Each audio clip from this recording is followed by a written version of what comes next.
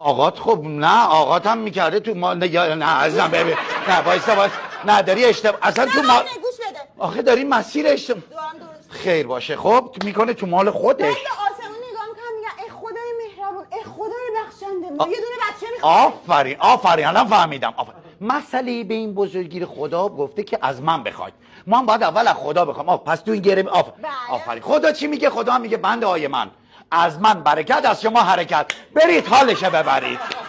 نه و چی میگه خدا چیکار میکنه یه بچه رو تمیز میکنه مرتب میکنه میذاره تو پاچه بخچه میپیچه میذاره تو نوک لک لک ها میفرسته بر پنجرمون.